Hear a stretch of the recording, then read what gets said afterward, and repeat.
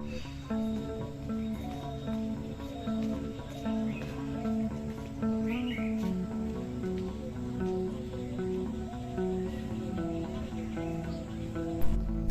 বন্ধুরা, কেমন আছো সবাই? নতুন একটি ভিডিওতে তোমাদের স্বাগত জানাই। আশা করি সবাই ভালো আছো, আমরাও খুব ভালো আছি। দেখতে দেখতে কিন্তু একটা দিন একটা রাত কিন্তু কাটিয়ে ফেললাম এখানে। আর আজকে সকালটা শুরু করলাম এই চারপাশের পরিবেশ থেকে। চারিদিকে পাখির ডাক, এই সুন্দর সবুজ পরিবেশ দিয়েই কিন্তু ভিডিওটা শুরু করলাম। আর এখন দেখছো এই যে পুকুরটা দেখছো, এটা এখন আগে ব্যবহার হতো, এখন কিন্তু ব্যবহার করে না বলে অনেক কচুরিপানা জমা হয়ে গেছে। আর এটা হচ্ছে আমার দিদিদের নিজেদের পুকুর। চারিদিকে বাঁশ বাগান, যেদিকে তাকাবে সেদিকেই সবুজ। চারিপাশের পরিবেশটা দেখলে মনটা কিন্তু এমনিতেই ভালো হয়ে যায়। ফাঁকা মাঠ, এই দেখো চারদিকে পুরো ফাঁকা। এখানে এলে আলাদাই একটা শান্তি পাওয়া যায়। আমাদের ওদিকে তো ওইসব থাকে না, টাউনে যেহেতু, গ্রামের পরিবেশটা আলাদাই একটা অনুভূতি, তাই না? এই যে বাচ্চারা চলে এসছে, একটা ব্যাচ আমার দিদির আর একটা ব্যাচ আমার জামাইবাবু। এই যে বড় ব্যাচটা দেখছো, এটা হচ্ছে জামাইবাবু পড়ায়, আর ওই দিকে যে ছোট ব্যাচ দেখছো ওটা হচ্ছে দিদি। আর এখন আমি আখের রস নিয়ে বসে পড়েছি। একদম ভোরবেলা আখের রস গেছিলো, তো আমার শরীরটাও তো মানে ঠান্ডা গরম লেগেছে, তো পেটটাও গরম হয়ে গেছে, তাই জন্য কিনলাম। ওকেও একটু দিলাম, ও খাচ্ছে, আর আমিও এবার খাবো। আমরা এসছি বলে ওদের পড়াশোনা কিন্তু একটু ডিস্টার্বই হচ্ছে। আমাদের দেখতে গিয়ে দিদি কিন্তু ওদেরকে টাইম দিতে পারছে না। যাই হোক, যে কটা দিন থাকবো ওদের একটু অসুবিধে হবে, কিছু করার নেই। আখের রসটা কিন্তু বেশ মিষ্টি ছিল, দারুণ মিষ্টি কিন্তু। তো চলো, আখের রস তো খাওয়া হলো, কিন্তু এবার তো মুড়ি খাওয়ার বন্দোবস্ত করতে হবে, তাই না? তাই জন্য ঘুগনি হবে, আর মটর ভিজিয়ে রেখেছে। দিদি বললো তুই বসে বসে এগুলো ছাড়া, হ্যাঁ, ততক্ষণে আমি ওদেরকে একটু পড়িয়ে নিই। সেই জন্য আমি বসে বসে এখানে আলু, আদা, রসুন, পেঁয়াজ এগুলো সব ছাড়াচ্ছিলাম আর কি।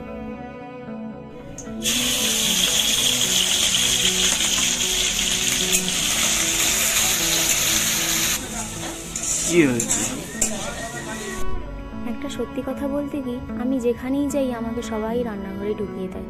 দাদার বাড়িতে গেলে, মানে দাদা বৌদির বাড়িতে গেলে, ওখানেও আমাকে সেই রান্নাঘরে ঢুকিয়ে দেয়। যদিও ওখানে দুজন বৌদি আছে, তবুও সময় পেলে আমিও টুক করে বসে পড়ি। আর আমি এখানে এসেছি মানে দিদি তো একটু বেশিই ফ্রি, কারণ আমি এদিকটায় থাকলে ও বাকি কাজগুলো করতে পারে। সেই জন্য আমাকে রান্নায় কিন্তু বসিয়ে দিয়েছে, আর ও ওদিকে পড়াচ্ছে। তাহলে ঠিক আছে, তুমি পড়িয়ে নাও, আমি তাহলে রান্নাটা করে নিই। সেই জন্য আমি এখন রান্নাটা করছি। সত্যি বলতে রান্না করতে আমার কিন্তু বেশ ভালোই লাগে, তাই যেখানেই যাই রান্নাঘরে ঢুকে পড়ি। আর ও বলছে কি, বাড়িতেও তোমার রান্না খাই, এখানেও তোমার রান্না খাবো। তো একটা মানুষের রান্না যদি সবসময় খায়, তার তো একটু বোরিং লাগবে, তাই না? তো চলো, এখন চলে এসেছি দুপুরবেলা। একদম ভাতের থালাতে মাছের টক, আলু মাখা, সবজি এইসব হয়েছিল। মাছটা পুকুরে ধরেছিল, বেশি কিছু করতে না বললাম, কারণ ভালো লাগছে না বেশি কিছু খেতে। তো এখন হচ্ছে একটু খাওয়া দাওয়ার পরে রেস্ট নিচ্ছি। চলো এখন একটু বিশ্রাম নিই, তারপরে কিন্তু আবার বিকেলে উঠে একটা নতুন জায়গায় নিয়ে যাব তোমাদেরকে। খুব সুন্দর জায়গায়, আমার সঙ্গে তোমরাও কিন্তু দেখে নেবে, তাই না? কিন্তু খুব ঠান্ডা, আমার কিন্তু সর্দি লেগেও গেছে। এই জন্য ফ্যানের হাওয়াও সহ্য করতে পারছি না, আবার না চালালেও কেমন একটা লাগছে, এইসবই হচ্ছে শরীরে। এই যে বিকেলবেলা উঠে পড়েছি, এখন 4:30 মতন বাজে, আর রেডি হয়ে বেরিয়েছি ওই জায়গাটায় যাওয়ার উদ্দেশ্যে। কোনটা বলো তো? যেটা তোমাদেরকে দুপুরে বলেছিলাম যাব। একদম দিদির বাড়ির সামনে, এই যে দিদির বাড়ি, এখান থেকে রাস্তার অপোজিটেই ওই জায়গাটা। মানে একটা লোকের জায়গা, বিশাল বড় জায়গা ওদের এখানে। হচ্ছে ওই মানে যার জায়গা সে কিন্তু এখানে থাকে না, তো একজনকে রেখেছে এখানে গার্ড হিসেবে, আর কিন্তু কেউ কিন্তু থাকে না, ওই জায়গাটা এমনি পড়ে আছে। দেখো, দিলে বুঝতে পারবে। আর দেখো এখানে দেখো হাঁসে হচ্ছে, সব কিছু উপভোগ করছি। আমরা তো ওখানে দেখতে পাই না, আর এখানে উপভোগ করছি। আর এই যে আমার ছেলে, আর এই যে শিল্পা, দিদির দেওরের নাতনি, ওর সঙ্গে ওর এত বন্ধুত্ব, মানে এখানে এলে ওর একটাই সঙ্গী হচ্ছে ওই শিল্পা। এই যে জায়গাটা দেখছো, এই যে বাড়িটা, এই জায়গাটা, এই রাস্তাটা এত ভালো লাগে, মানে কিচ্ছু না, বিকেলে উঠে যদি তুমি এমনি রাস্তাটায় হাঁটতেই থাকো, তাতেই কিন্তু মন ভালো হয়ে যাবে। দেখতেই পাচ্ছ পুরো চওড়া রাস্তা, চারিদিকে ফাঁকা, কি সুন্দর। যা আমরা এসছি, গেট বন্ধ। যেই লোকটা থাকে সেই লোকটার কাছে চাবি আছে, কিন্তু সেই লোকটা নেই। তাকে আবার বাড়ি থেকে, মানে ওর বাড়ি থেকে ডেকে আনলাম, দিয়ে গেটটা খুললাম। এই যে দেখো কত বড় জায়গা, দেখেছো? এটা তো সামনে, পেছনে আরও আছে অনেক বড় জায়গা। সামনে বাগান, কি সুন্দর ফুল ফুটেছে। এখন অনেক কমে গেছে বলছে, কিছুদিন আগে এলে নাকি আরও বেশি ফুল ফুটেছিল। চারিদিকে বাগানটা দেখো কি সুন্দর।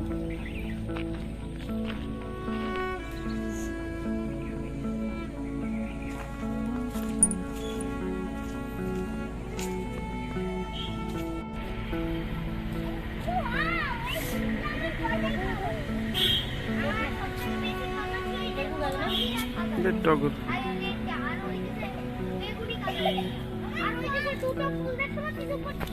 আবার আমার একটা ছেলে নিয়ে বল ফুলগুলো কত সুন্দর লাগছে গো।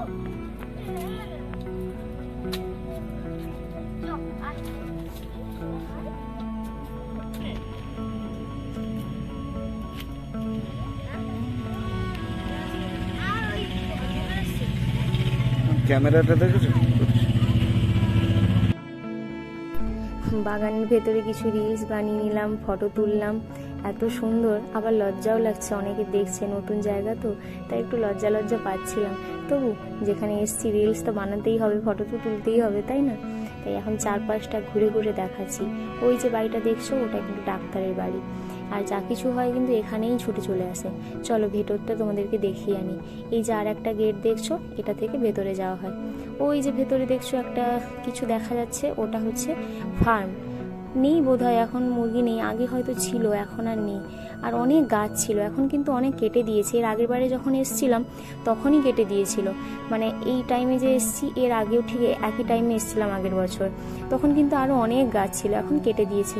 আর অন্ধকারও হয়ে গেছে তো, তাই ভেতরটায় আর যাচ্ছি না, এই সামনেটায় দাঁড়িয়ে আছি। চলো ঘোরা হয়ে গেছে, এবারে বাড়ি যাই, অন্ধকার হয়ে যাচ্ছে।